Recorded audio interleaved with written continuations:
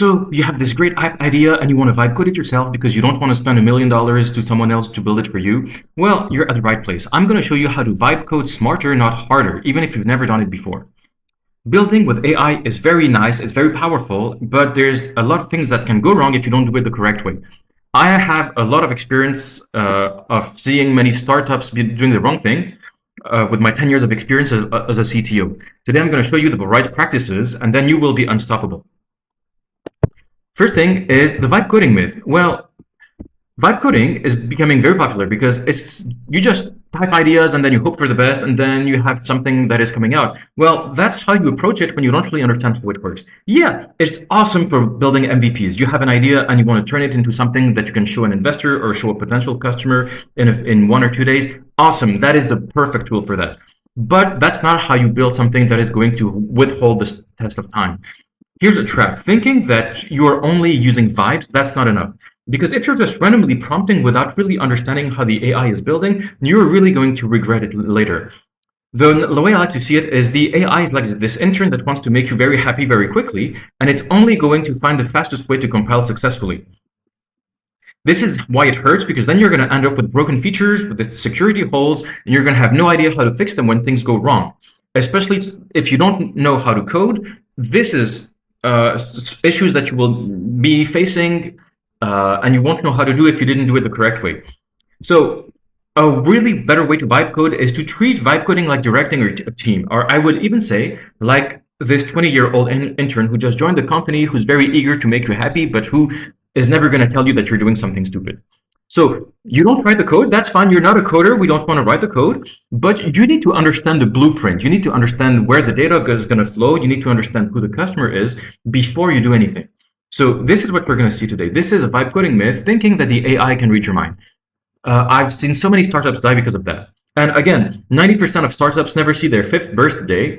And most of the time, it's one part is technical. Another big part is also not understanding their business. So this brings me to the second slide, which is the validation trap. The biggest risk isn't the bad vibe coding. Really, I've seen so many startups fail, but most of the time, the technical part was just a very small part of them. The reason startups fail is because they're building something that nobody actually wants. So many founders do this. I've seen this so many things. So many people do this. That's a common trap.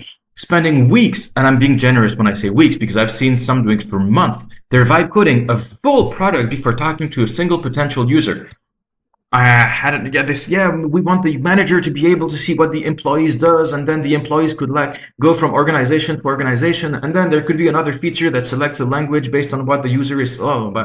And these people don't have a single customer yet. This is the best way to demotivate your team, to run out of cash, and to demotivate yourself. So no, we do not want to do that. We are vibe coding because we want to go fast. So this is really going to hurt if you spend too much time building something that is polished, and it's going to solve a problem that nobody has. All your momentum wasted, all your experience, your cash wasted. So please, if you remember one thing from today, this is the one, and I'm begging you, please, vibe coding better means that you build the smallest possible version with AI. You use AI only, please, just use it to make the MVP at first, and then you have something that you can show potential customers. Put it in front of users on day 1, 2, or 3, and then once you have real feedback from them, then you can iterate and then build something that is going to evolve. But once again, use AI to go fast, and the only way to go fast is to go well. Now, here's something I see, the AI illusion. Once you already have a customer and then you want to build something for the future, now this slide is for you. Now, in the future, very quickly, when you have customers, you're going to see that AI generates code fast, but generating code is the easy part. And what is making it reliable is where vibe coding gets real.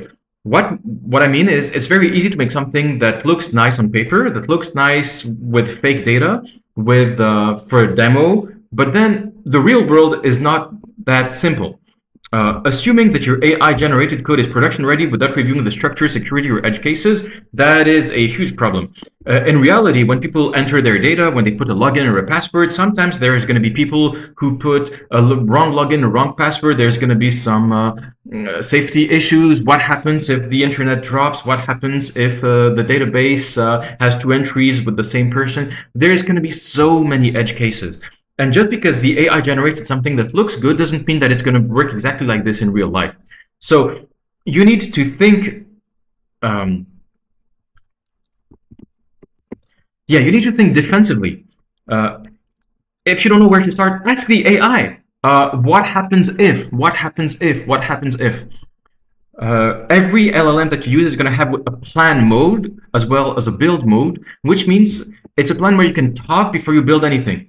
So if you don't want it to change the code that you just wrote when you're just trying to understand security flaws, you could use it in plan mode. Plus, on this channel, I'm going to show you also how to make sure that all of these ideas are already ready and the AI knows how to do this before I type the first line of code. There's tools that can help you do that. In the future, we're going to speak about GSD or PAL.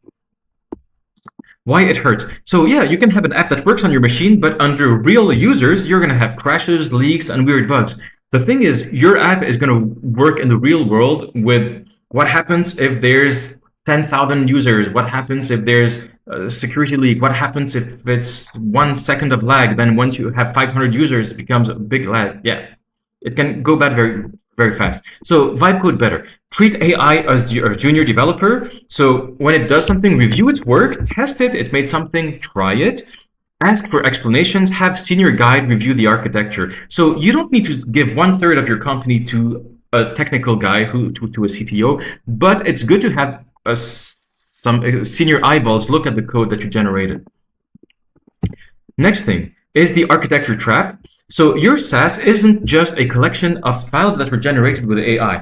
The real world is interactive. It's databases, it's APIs, it's authentication, a login, a password. It's services that are going to handle the login and password. It's deployment. It's going to be updates. A website, an application, a SaaS, whatever, is something that is living. It changes every day. It changes in the real world.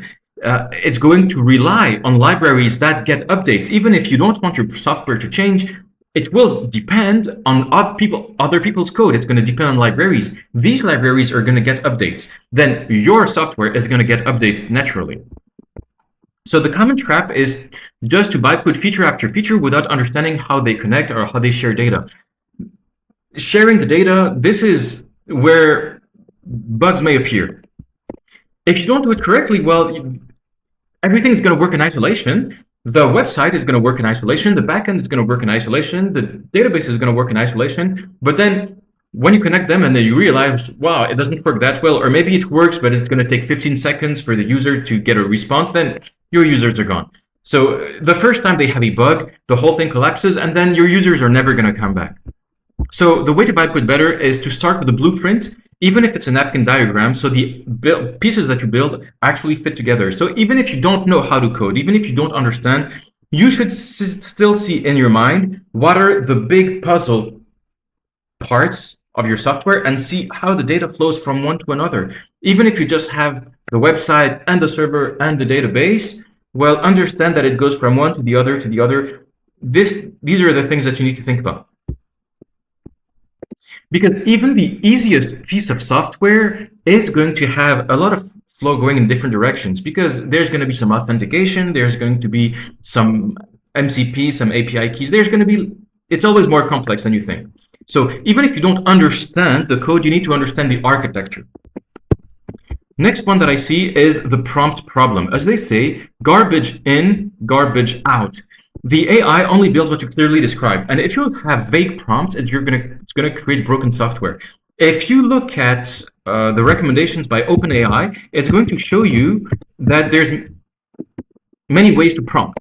Here is a website called Prompting Techniques, and you see there's a lot of different ways to prompt. There's the tree of thought, where one input can generate one idea, or then one input can go through a few thoughts before it generates an output. Then you can have one input that have conflicting thoughts, and then the algorithm needs to choose one of these thoughts before it gives you an answer. So there's lots of different ways to prompt, and prompting is not hard, but you need to understand that if you just say what you think, you're not going to have great results. Luckily, if you don't know how to do this, if you need help, there are tools that I will show you how to use, tools that I love, like GSD. GSD means actually get shit done. And it does all of this for you. You just speak you speak to him like speak to it in English, and it's going to plan you're going to start by talking, and it's going to discuss with him. It's going to plan a phase, then it's going to execute the phase, it's going to verify it, and then it's going to ship it. It can run phases autonomously or in parallel. This is very good. We're going to see tools like this on the channel. If you're interested, just drop me a comment down below if you want me to show you how to use this. So again, garbage in, garbage out. I've seen many people who want to try vibe coding, and it's very nice at the beginning, but if you just describe what you want in business language, you cannot guess what the AI is going to do. If you really are serious about vibe coding, you need to break it into clear, logical instructions, or else the AI is just going to guess wrong. You're going to fix one thing, then it's going to break another, and then you're going to be stuck in prompt hell for days. You're going to say, no, you broke thing A, just fix it. And then, no, now you broke thing B, no, and then it breaks things A and thing B. You're stuck in prompt hell for days. So Vibecode better. You need to learn to think in system logic. The same way you need to understand the architecture, you need to understand the features as well and see them at different steps. Define the input, define the outputs, and then you need to prompt with precision. Prompting with precision is not too hard. Again, there's tools like GSD or Paul to help you do it, but it's always nice to see that there are different ways to prompt. The way I like to do it is I like to start every prompt with, you are a specialist in systems architecture, for example, and then it changes the output that you get. Next thing that I see is owning your assets. So when you vibe code something online, you will probably be using a tool like V0, Love, Butley. There's a million of them. The thing is, where does the code live? Because your code, now, where does it live? Is it online on a cloud provider? Or is it on your hard drive? Because your Vibecode project needs a real home. Where's the repo? The repo is the code. Is it on GitHub? Or is it on your computer? Or does it belong to someone else? Where is it hosted? Where is the security being handled? So even if it's okay to rely on third-party providers, like V0 Vercel is very good for that, it's always good to own these things, or at least know where they are, or else if you just let the AI decide everything, then the AI is going to hold your code, it's going to hold your keys, your password, the infrastructure, and you're not going to understand where anything lives. And then anytime you want to change something, it's going to be very difficult for you because it's going to be a mess in your head. So this is going to hurt because you cannot deploy updates. Your API keys may leak. This is what happens, and then you wake up in the morning and there's $5,000 disappeared from your bank account because one of your API keys was leaked. And then you build something that you might even not legally own. By the way, if you're using Anthropic, you might want to check, but I'm pretty sure that your code belongs to them. If you use Claude Code, your code belongs to them. That's why on this channel, we like to use open source models. I like to use open code with Drupal. By the way, this presentation that you're seeing, full disclaimer, I vibe coded it. Just took me a few minutes. Don't worry, I read it. I rewrote it as well. Vibecode better. So learn to use GitHub. It's not very hard. You just need to learn a few commands. This is where you can host all of your code. Understand hosting. You can deploy, once your code is on GitHub, you can host easily on Vercel, for example, or a lot of other, Railway is pretty good. And security from day one. These things can handle security, but you need to know where the code is. Own your pipeline so your creation is actually yours. I know it sounds scary if you've never seen how to do this. I can show you how to do this, but it's maybe going to take you 20 minutes to learn at most. Don't worry about that. And managing technical debt. So this is for the people who have already found their customers. I don't want you to be doing this if you are just creating the MVP yet. This is we said vibe coding fast is great, but then AI is going to take a lot of shortcuts because it's going to want to make you happy very quickly. But then If you want to add features, if you want to change anything, then your future rebuild bill is going to be very expensive because it's going to take you so much time.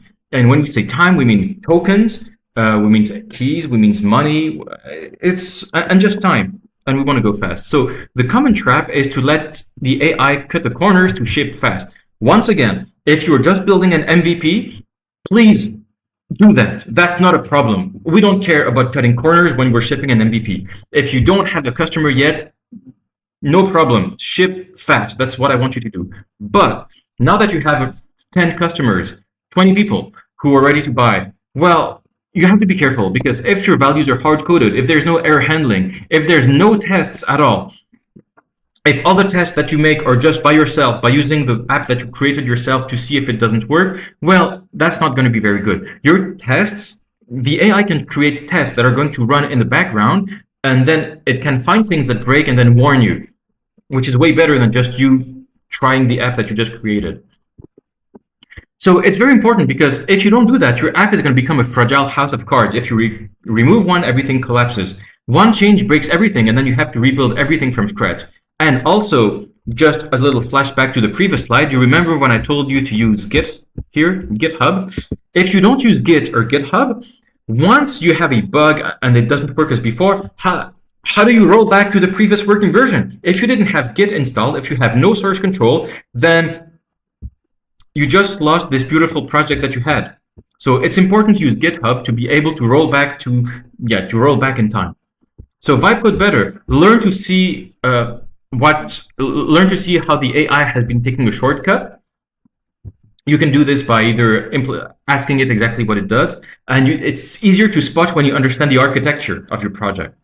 And also, it's always good to have someone experienced to look at the progress so that you can build clean and not just fast. Because believe me, if you just build fast, it's going to be extremely slow after a few weeks down the line.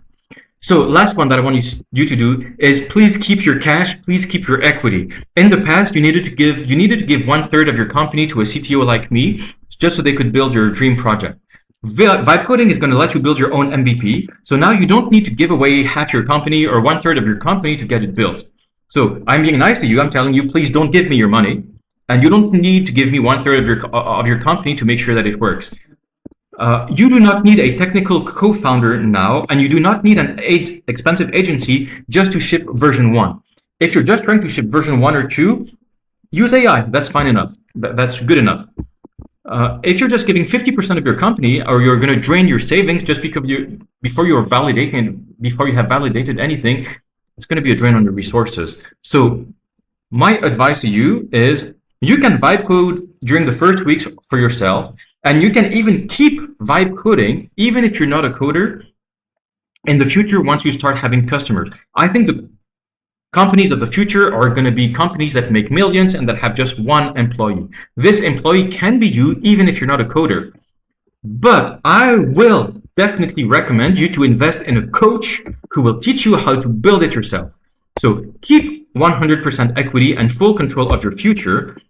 And you need a coach who teaches you how to keep control of everything without giving half your company away to them. So yeah, please vibe code smarter and not harder. So as a summary, what we said is, yeah, treat AI like a team you direct, and do not think that it's going to read your mind. It will not. Ship small. Please do not do anything big before you have at least 10 customers, or at least 30% of 30 people 30 people who signed up for your waiting list. Review everything that the AI generates. Even if you're not a coder, you need to understand the architecture. Understand the architecture, blueprint before you build. So you need to have something drawn, even if it's just on a napkin, what the general workflow is going to be. Describe your problem like a product manager, not like someone who is speaking plain English, like a consumer. Own your assets. You need to control your pipeline, control your code, control your keys. They need to be hosted, if not on a personal place, then at least on a place that you manage, and not just on the server of a company that is going to charge you tomorrow, where their prices are going to explode like Cloud Code just did overnight. Manage technical debt. So once you understand your app, then you can see the shortcuts that the AI is taking and tell it, well, not to do that. Again, this is something that you can do when you have a tool like GSD or Call. I can teach you how to use them. And preserve equity, just build it yourself, keep everything. Don't give all your company to a CTO, but use a coach to hold your hand along the way. So if you're interested in having a coach that holds your hand along the way, feel free to drop me a line, and I would be glad to see what we can do for you. So enjoy, take care, bye-bye.